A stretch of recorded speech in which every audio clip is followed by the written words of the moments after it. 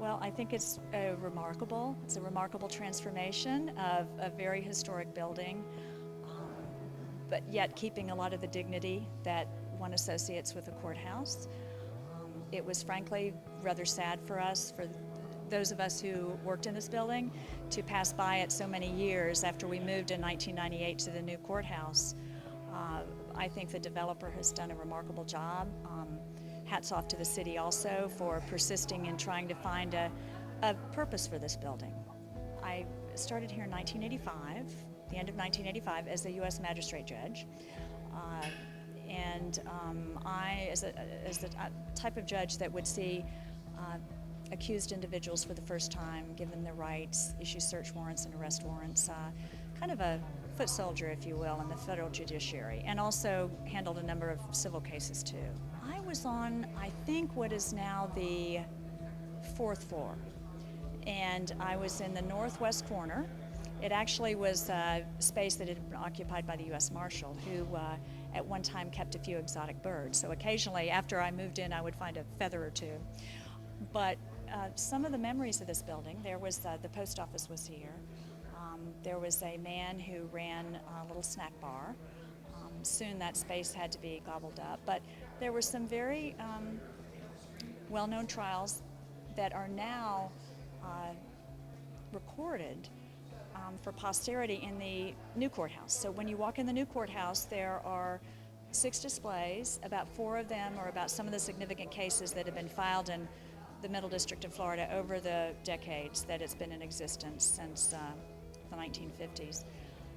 I myself had an experience where an accused drug trafficker was brought extradited from South America, and I drove to work one morning and there were marshals with machine guns on top of the building. So that would have been in the late 80s, early 90s, so obviously that made a bit of impression on me, and later that day I saw the accused individual in court for the first time.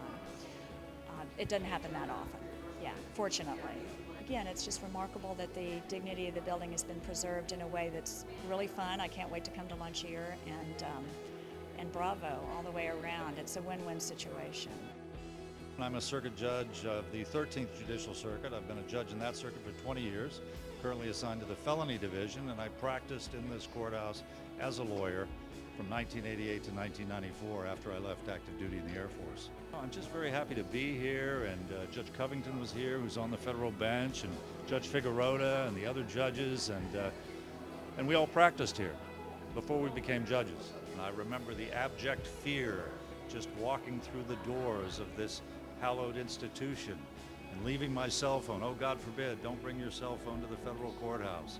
And the marshals and the huge courtrooms with the very high desks, now of which have been cut down to use as obviously for registration purposes. But very fond memories of just the superb judging in this courthouse, superb lawyers. It's a great sense of pride for this community and certainly for the judiciary to be here today. Well, the cases that I was involved with all surrounded money.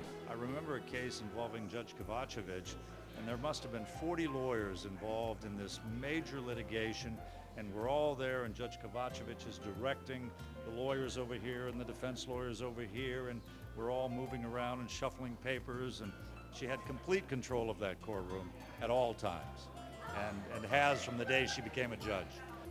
I'm just very, very proud that the mayor, the city council, and the citizens of this great city have seen fit to devote the resources to preserve this part of our history. And it is a part of our history. You know, trials going back years and years, well before my time. And it's preserved now and will live through the memories of folks that come and stay in these beautiful rooms.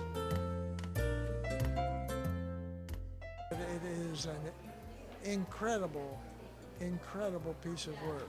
But to have done the job that is apparent here of coordinating what was here with what is here defies imagination. It is just the most marvelous piece of work I've ever seen. This has been almost a hallowed place because of its function and its place in our government.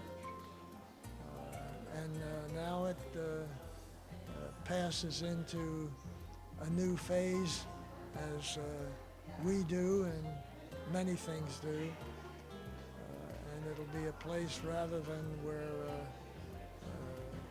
people are contending with one another.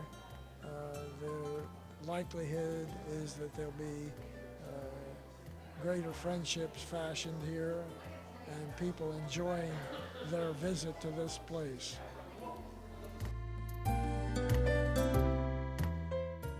I became the featured artist here at the Méridien Tampa because I approached Gary Prostman about photographing the construction process of this building. I'm very big into historic preservation. What happened is the designers from the Méridien brand were not happy with the stock artwork that was in the rooms. And so Gary said, oh, well, I'm working with this great photographer and it'd be great if we had her do Tampa Discovery Moments. And so it started out with the rooms, and then it was, we need art for the arrival. We'd really like you to do the arrival artwork, which is it's a collage of the photographs of the front of the building here, and it's when you walk in, it's in the lobby.